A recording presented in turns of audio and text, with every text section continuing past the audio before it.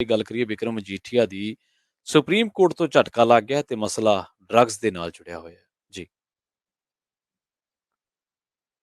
ਦੇਖੋ ਗੱਲ ਇਹ ਹੈ ਕਿ ਇਹਦੇ ਵਿੱਚ ਹੁਣ ਝਟਕਾ ਤੇ ਕੋਈ ਨਹੀਂ ਹੈ। ਸਾਡੇ ਜਿਹੜੇ ਅਖਬਾਰ ਨੇ ਜਾਂ ਸਾਡੇ ਇਸ ਤਰ੍ਹਾਂ ਦੇ ਜਿਹੜੇ ਹੈਗੇ ਨੇ ਡਿਜੀਟਲ ਮੀਡੀਆ ਅਦਾਰੇ, ਉਹ ਪਤਾ ਨਹੀਂ ਇਹਨਾਂ ਨੇ ਕਿਹੜੀ ਪੱਗ ਨੂੰ ਪਿਆ, ਕੀ ਹਾਸਲ ਕਰਨਾ, ਝਟਕਾ ਲੱਗਾ।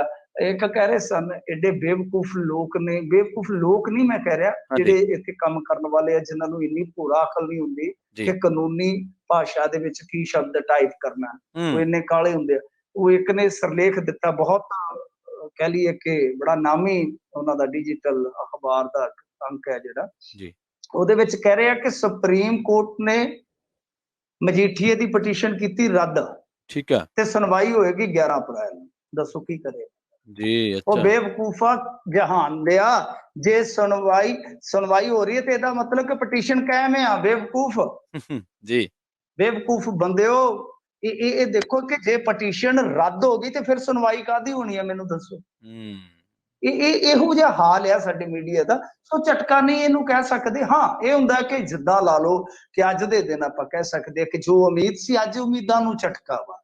11 ਨੂੰ ਫਿਰ ਸੁਣਵਾਈ ਹੋਏਗੀ, 11 ਨੂੰ ਫਿਰ ਹੋ ਸਕਦਾ ਕਿ ਫੈਸਲਾ ਨਾ ਆਵੇ, ਹੋ ਸਕਦਾ ਕੋਈ 4 ਦਿਨ ਹੋਰ ਪੈ ਜਾਣ। ਪਰ ਇਸ ਤਰ੍ਹਾਂ ਮਤਲਬ ਕਿ ਇੱਕ ਨਾ ਦੁਵਿਧਾ ਚ ਪਾ ਦਿੱਤਾ ਜਾਂਦਾ ਆ ਦਰਸ਼ਕ ਆ ਜਾਂ ਤੁਹਾਡਾ ਸਰੋਤਾ ਹੈ, ਕੋਈ ਵੀ ਇੱਕ ਦੁਵਿਧਾ ਚ ਪਾ ਦਿੱਤਾ ਜਾਂਦਾ ਕਿ ਕੋਈ ਜਾ ਕੇ ਉੱਥੇ ਕਹਿ ਦਿੰਦਾ ਕਿ ਲੋ ਪਟੀਸ਼ਨ ਤੇ ਰੱਦ ਹੋ ਗਈ, ਕੋਈ ਕਹਿੰਦਾ ਨਹੀਂ ਨਹੀਂ ਸੁਣਵਾਈ ਹੋਣੀ ਹੈ। ਇੱਕੋ ਖਬਰ ਆ, ਇੱਕੋ ਮਾਇਨਾ ਜਿਹੜਾ ਉਹ, ਪਰ ਉਹ 2 ਥਾਵਾਂ ਤੇ ਵਰਤਿਆ ਜਾਂਦਾ, ਉਹ 2 ਥਾਵਾਂ ਤੇ ਬਦਲ ਜਾਂਦਾ ਹੈ। ਸੋ ਇਸ ਕਰਕੇ 11 ਨੂੰ ਮੁੜ ਸੁਣਵਾਈ ਹੋਏਗੀ। ਮਸਲਾ ਇਹੀ ਹੈ ਕਿ ਹੁਣ ਵਿਕਰਮ ਸਿੰਘ ਮਜੀਠੀਏ ਨੂੰ ਇਸ ਗੱਲ ਦਾ ਅਹਿਸਾਸ ਆ ਕਿ ਉਹਦੀ ਬੇਲ ਹੋਣੀ ਕੋਈ ਨਹੀਂ, ਉਹਦੀ ਜ਼ਮਾਨਤ NDPS ਚ ਨਹੀਂ ਹੋਣੀ। ਮੈਂ ਅੱਗੇ ਇੱਕ ਦਿਨ ਤਫਸੀਲ ਨਾਲ ਦੱਸਿਆ ਸੀਗਾ ਇਸੇ ਮੰਚ ਤੇ ਕਿ ਭਾਈ ਗੱਲ ਇਹ ਹੁੰਦੀ ਆ ਕਿ ਜਦੋਂ ਇਸ ਤਰ੍ਹਾਂ ਦੇ NDPS ਵਗੈਰਾ ਕੇਸਾਂ ਦੇ ਵਿੱਚ ਜਾਂ ਰੇਪ ਕੇਸ ਆ, ਜਿਹੜੇ ਇਸ ਤਰ੍ਹਾਂ ਦੇ ਸਖਤ ਕਾਨੂੰਨ ਹੁੰਦੇ ਆ, ਜਿੱਥੇ ਇੱਕ ਵਾਰੀ ਇਸ ਤਰ੍ਹਾਂ ਬੇਲ ਗ੍ਰਾਂਟ ਕਰ ਦਿੱਤੀ ਜਾਵੇ ਤਾਂ ਜਿਹੜੇ ਅਦਰ ਇਸ ਤਰ੍ਹਾਂ ਦੇ ਕੇਸ ਹੁੰਦੇ ਆ ਉਹਨਾਂ ਦੇ ਵਿੱਚ ਉਹਦਾ ਫਿਰ ਆਧਾਰ ਦਿੱਤਾ ਜਾਂਦਾ, ਗਰਾਊਂਡ ਦਿੱਤਾ ਜਾਂਦਾ ਹੈ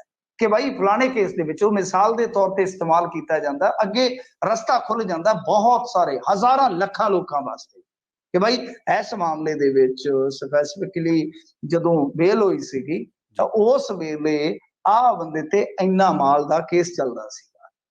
ਸੋ ਕਾਨੂੰਨ ਕਦੇ ਵੀ ਇਸ ਤਰ੍ਹਾਂ ਦੀ ਮਿਸਾਲ ਨਹੀਂ ਪਾਉਂਦਾ, ਕਿਉਂਕਿ ਜੇ ਇੱਕ ਵਾਰੀ ਇਸ ਤਰ੍ਹਾਂ ਦੀ ਮਿਸਾਲ ਬਣ ਜਾਵੇ, ਇਹ ਮਾਮਲਾ ਜਿਹੜਾ ਉਹ ਕੋਈ ਇਹ ਤੇ ਹੈ ਨਹੀਂਗਾ ਕਿ ਬੀੜੀਆਂ ਦਾ ਬੰਡਲ ਫੜਿਆ ਗਿਆ ਕਿਸੇ ਦੇ ਗੀਜ਼ੇ ਚੋਂ, ਜਾਂ ਕਾਰਡ ਕੋ ਭੁੱਕੀ ਦਾ ਫੜਿਆ ਗਿਆ, ਜਾਂ ਕਿਸੇ ਨੇ ਲਾਹਨ ਦਾ ਤੌੜਾ ਪਾਇਆ ਹੋਇਆ ਸੀਗਾ ਉਹ ਫੜਿਆ ਗਿਆ।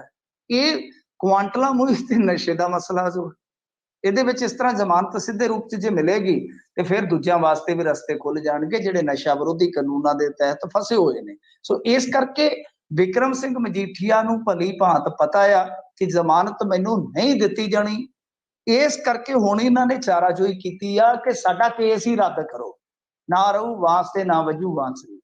ਤੇ ਇਸ ਕਰਕੇ ਇਹ ਜਿਹੜੀ ਪਟੀਸ਼ਨ ਆ ਹਾਲੇ ਕਾਇਮ ਆ। 11 ਨੂੰ ਕੀ ਫੈਸਲਾ ਹੁੰਦਾ ਕਿ ਨਹੀਂ, ਪਰ ਮੈਨੂੰ ਨਹੀਂ ਲੱਗਦਾ ਕੇਸ ਰੱਦ ਕੀਤਾ ਜਾਊਗਾ। ਜੇ ਕੇਸ ਰੱਦ ਕਰ ਦਿੱਤਾ ਜਾਂਦਾ ਤਾਂ ਫਿਰ ਇਸ ਕੇਸ ਦੇ ਵਿੱਚ ਬਚਣਾ ਹੀ ਕੁਛ ਨਹੀਂ, ਜੇ ਮਜੀਠੀਏ ਦਾ ਕੇਸ ਰੱਦ ਹੁੰਦਾ। ਜੀ ਜੀ ਜੀ ਮਿੰਟੂ ਜੀ, ਵਿੱਚ ਰੌਲਾ ਪੈਂਦਾ ਰਿਹਾ ਵੀ ਟੋਲ ਪਲਾਜ਼ੇ ਮਹਿੰਗੇ ਹੋ ਗਏ, ਪਰ ਟੋਲ ਪਲਾਜ਼ਿਆਂ ਬਾਰੇ ਕੋਈ ਅਹਿਮ ਖੁਲਾਸੇ ਨਾਲ ਵੀ ਕੋਈ ਖਬਰ ਜੁੜੀ ਹੈ, ਕੋਈ ਖੁਲਾਸਾ ਹੋਇਆ ਮਿੰਟੂ ਜੀ? ਦੇਖੋ ਤੇਲ ਵੀ ਮਹਿੰਗਾ ਤੇ ਟੋਲ ਵੀ ਮਹਿੰਗਾ, ਸਾਰਾ ਕੁਛ ਮਹਿੰਗਾ ਹੋਈ ਜਾਂਦਾ ਆ। ਬਸ ਆਦਮੀ ਸਸਤਾ ਆ, ਆਦਮੀ ਸਸਤਾ। ਕਿਤੇ ਮੇਲਾ ਵੇਖਣ ਤੁਰਿਆ ਜਾਂਦਾ ਉੱਥੇ ਗੋਲੀਆਂ ਨਾਲ ਮਾਰ ਦਿੱਤਾ ਜਾਂਦਾ, ਕਿਤੇ ਮੇਲੇ ਚੋਂ ਸਨਮਾਨਿਤ ਹੋਇਆ ਖਿਡਾਰੀ ਮਾਰ ਦਿੱਤਾ ਜਾਂਦਾ। ਬਸ ਬੰਦਾ ਹੀ ਸਸਤਾ, ਬਾਕੀ ਤੇਲ ਤੇ ਟੋਲ ਸਾਰਾ ਕੁਛ ਹੈ ਜਿਹੜਾ ਮਹਿੰਗਾ ਹੋ ਰਿਹਾ ਮੁਸਲਸਲ।